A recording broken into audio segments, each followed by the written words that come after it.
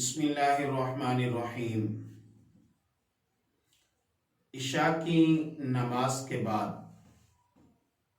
جو 3 رکعت وتر ادا کیے جاتے ہیں،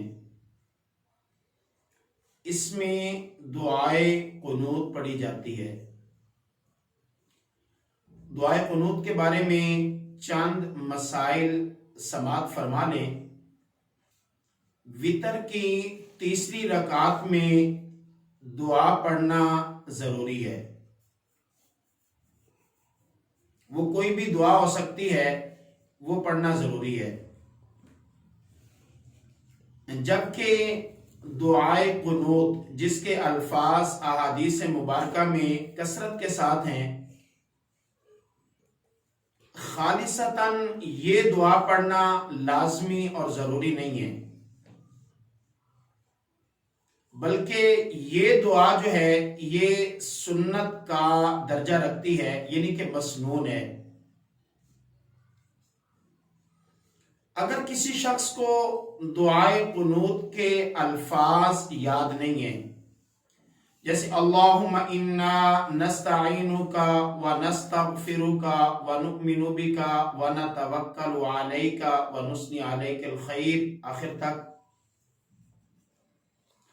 اگر کسی شخص کو یہ الفاظ یاد نہیں ہیں یا اس کے لیے یہ الفاظ یاد کرنا مشکل ہے،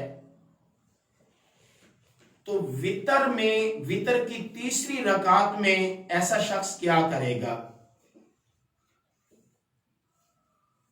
بزرگان دین فرماتے ہیں کہ اگر کسی شخص کو دعائے قنوت یاد نہ ہو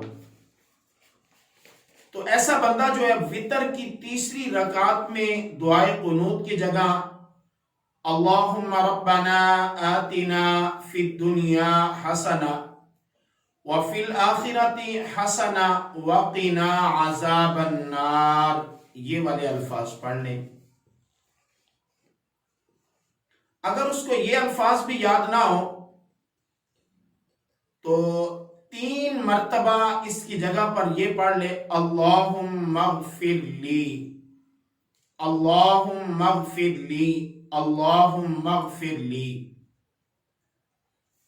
اگر یہ بھی نہیں پڑھنے تو اس کی جگہ آپ پڑھ لیں یا ربی یا ربی یا ربی۔ خالصتاً دعائے قنوت کا پڑھنا یہ لازم نہیں ہے، بلکہ مسنون ہے۔ کسی بھی دعا کا پڑھنا یہ ضروری ہے، لیکن خالصتاً دعائے قنوت کا پڑھنا یہ لازم نہیں ہے، بلکہ مسنون ہے، سنت کا درجہ رکھتا ہے۔ یہ پڑھیں گے تو اجر بھی زیادہ ہے، ثواب بھی زیادہ ہے،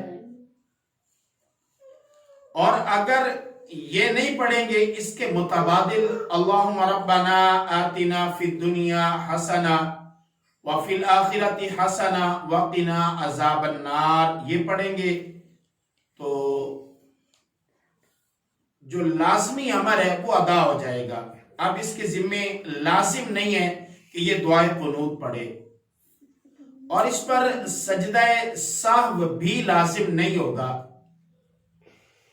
کیونکہ یہ سجدہ سہو لازم ہونے کی جگہ ہی نہیں ہے، سجدہ سہو یہاں پر لازم نہیں ہوگا۔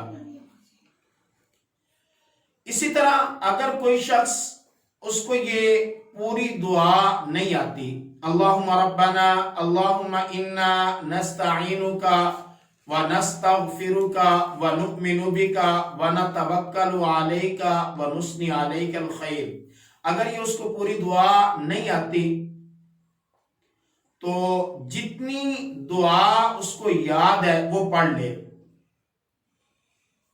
تب بھی اس کے ذمے جو وتر کی دعا پڑھنا ضروری ہے وہ اس کا ذمہ ساقط ہو جائے گا اور اس پر سجدہ سہو لازم نہیں ہوگا۔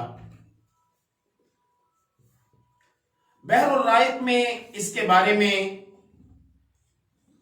کتاب الصلاۃ اس میں مذکور ہے واتفقوا انہ لو دعا بغیرہ جازا، کہ तमाम फुकहाए कराम का इस बात पर इत्तिफाक है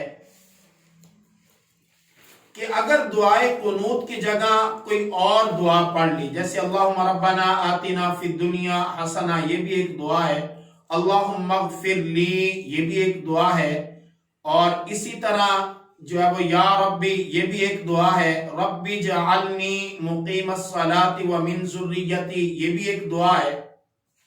तो कोई भी दुआ पढ़ ली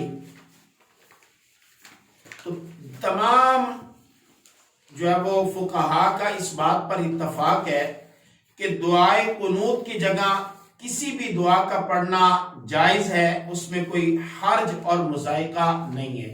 हाँ, अलबत्ता बेहतर यही है कि ये जो दुआए कुनूत के अल्फाज हैं इनको याद किया जाए और याद करके इन अल्फाज को पढ़ा जाए, ताकि जहां पे आपने वितर अदा करने हैं, वाजिब अदा करना है, तो उसमें जो प्यारे आका करीम सल्लल्लाहु ताला अलैहि वसल्लम की सुन्नत मुबारक है उसका भी आपको अजर और सवाब मिले। तो कोशिश ये करनी चाहिए कि इस दुआ को याद कर लें।